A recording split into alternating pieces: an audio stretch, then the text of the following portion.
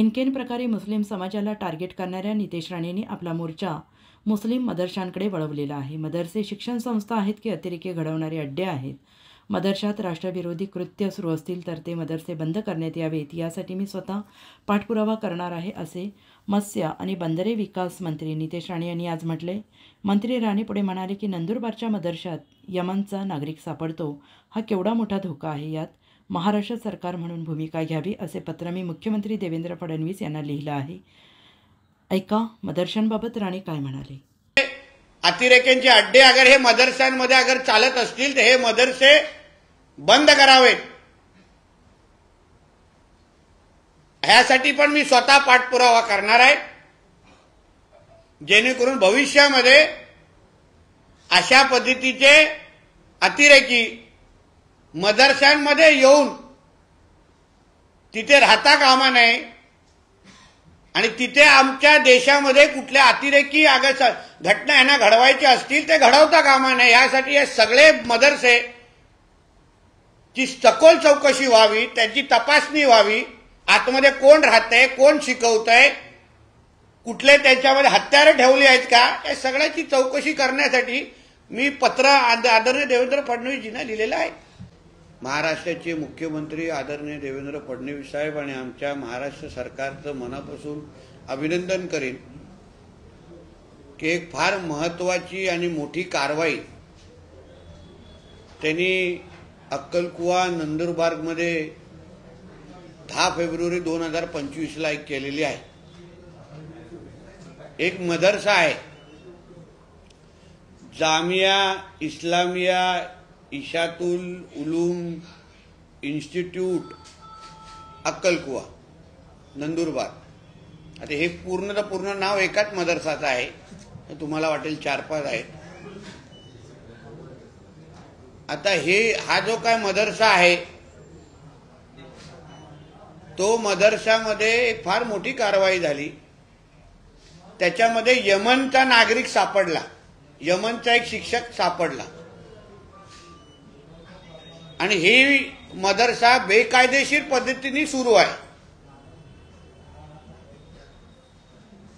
आता त्याच्यामध्ये पोलिसांनी फार मोठी कारवाई केली, त्याचे कलम आणि त्याच्या FIR ची कॉपी पण माझ्या हातात आहे आणि ह्या पद्धतीची कारवाई झाल्यानंतर त्याच्या मदरसा चालवणारे जे काही बाप मुलगा कुटुंबीय सगळ्या लोकांना एक पद्धतीने अटक होते आहे।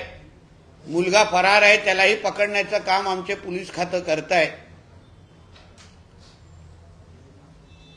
त्या मदरसाचे फोटो मी मुद्दामून तुम्हाला दाखवण्यासाठी आणलेले आहेत। आता हे सगळं जे काय आहे हे सगळं बेकायदेशीर पद्धतीने सुरू आहे।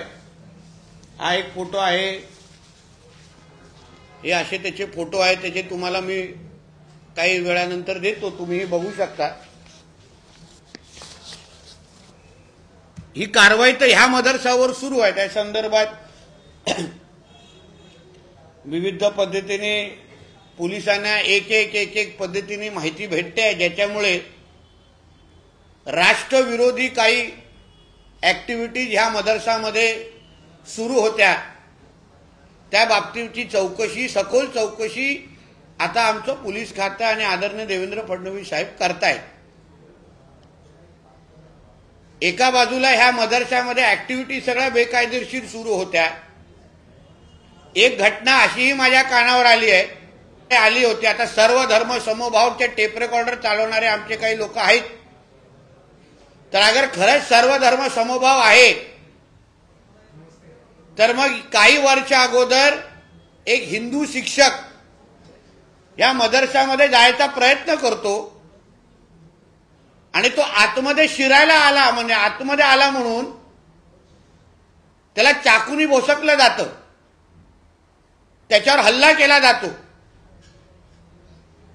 मुद्दा माझ्या ह्या निमित्ताने आहे, ज्याबद्दल मी आदरणीय देवेंद्र फडणवीस साहेबांना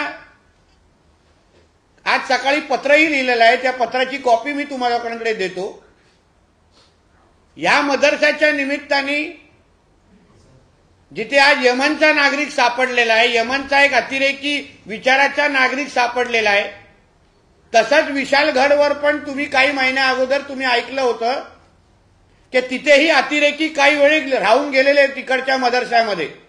याकूब मेमन त्या पद्धतीचा जो अतिरेकी होता ज्यांनी देश विरोधात अतिरेक्या कारवाई केलेला, तोही तिकडच्या एका मदरसामध्ये सापडला होता. म्हणून ह्या नंदुरबारमध्ये असलेल्या मदरसाच्या निमित्ताने मला राज्यामध्ये असलेल्या मदरसांवर प्रश्न उपस्थित करायचा आहे की हे नेमक्या शिक्षण संस्था आहेत की अतिरेकी घडवणारे अड्डे आहेत. तालिबान जे काही मोठं झालं ते मोठे करणारे ह्या मदरसांमध्ये तर जन्माला येत नाहीत ना. हा प्रश्न मला ह्या निमित्ताने उपस्थित करायचा आहे. म्हणून मी सरकारकडून पण पाठपुरावा ह्याही निमित्ताने करणार आहे, ह्या मदरसाच्या निमित्ताने, की नेमकं ह्या मदरसांमध्ये काय होतं ह्याची पण आता चौकशी करण्याचा पाठपुरावा मी स्वतः सरकारकडे करणार आहे की नेमकं हे शिक्षण देण्यासाठी आहेत की अतिरेक्यांना दूध पाजण्यासाठी आहेत, मोठं करण्यासाठी आहेत. हे मदरसा म्हणजे अतिरेक्यांचे अड्डे तर झाले नाहीत ना की त्याच्यामध्ये अतिरेक्यांना मोठं केलं जातं, त्यांना खतपाणी टाकली जाते आणि विरोधी ताकद्यांना ह्या निमित्ताने देशाच्या विरुद्ध वापरण्यासाठी हे मदरसांचा वापर केला जातो. म्हणून राज्य सरकारकडून